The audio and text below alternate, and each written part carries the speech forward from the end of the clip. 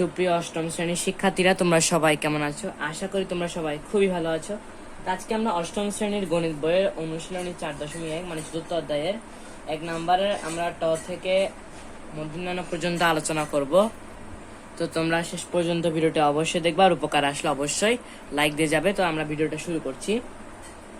তো গত পর্বে আমরা চ থেকে ইং পর্যন্ত করেছি, আজকে আমরা ট থেকে মূর্ধন্য পর্যন্ত করব। আমরা ফার্স্টে ট নাম্বার চলে যাই। ট নাম্বার বলেছে 108। অঙ্কটা হচ্ছে সূত্রের সাহায্যে নিচে রাশিগুলো বর্গ নির্ণয়। 108 এতদিন আমরা যে অঙ্কগুলো করছি ওগুলো হচ্ছে রাশির অঙ্ক। এটা যে অঙ্ক এটা হচ্ছে একটু সংখ্যার অঙ্ক। তো আমরা চাইলে এটাকে রাশি বানিয়ে নিতে পারি। কিভাবে? তো আমি এখানে মানটা একটু লিখে নিব। তো আমরা কিন্তু এখানে লিখে নিলাম 108 এর বর্গ হচ্ছে 108 স্কয়ার। এখন 108কে আমরা আলাদা করে ফেলতে পারি। কিভাবে? আমরা চাইলে 100-8 দিতে পারি, না হলে 110-2 দিতে পারি। যে কোনো একটা দিলেই কিন্তু আমাদের 108টা কিন্তু মিলে যাচ্ছে। তা আমি 100+8 দিব, 100+8 স্কয়ার। তো এটা যেহেতু এখন রাশি হয়ে গেছে, আমরা এটাকে ধরবো এ আর এটাকে ধরবো বি।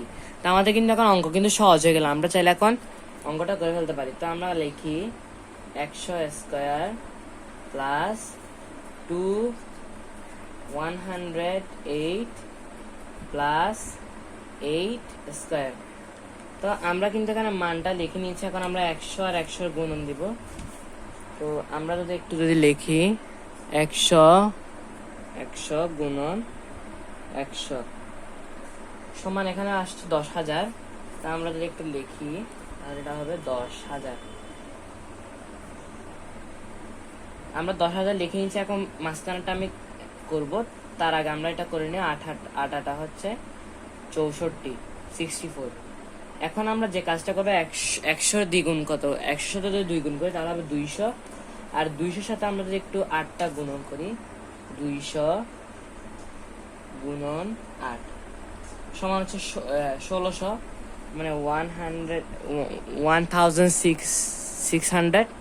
আমরা কিন্তু মান কিন্তু পেয়ে গেছি। আমরা চাইলে এখন অঙ্কটা কি করে ফেলতে পারি? যোগ করে ফেলতে পারি। তা আমরা যদি একটু লিখি 10,000 যোগ 1600 যোগ 64, এখানে আসছে 11,664।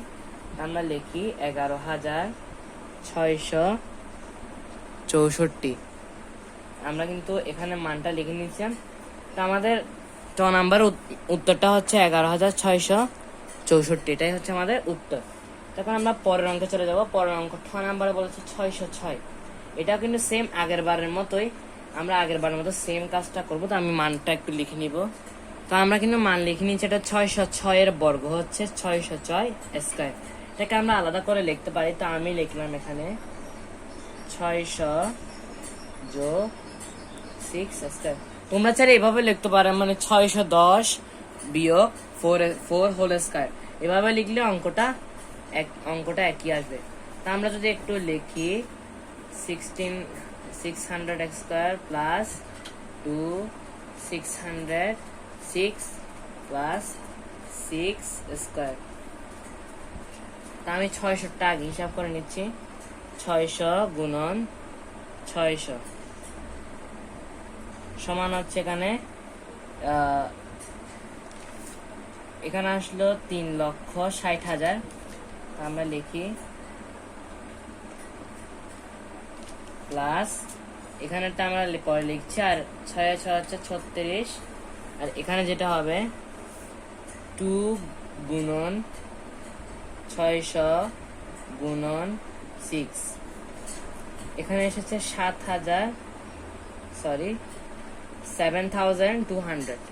তখন আমরা মানটা লিখে নিচ্ছি। এখন আমরা সরাসরি যোগ করবো। তো 36 মানে 7 2 আর এখানে হবে যে 36। তো আমাদের আনসার হচ্ছে 3,67,236। তো আমাদের ছ নম্বর অঙ্কটাও শেষ। এখন আমরা চলে যাব ড নাম্বার যেটা লেগেছে সেটা বলেছে 597।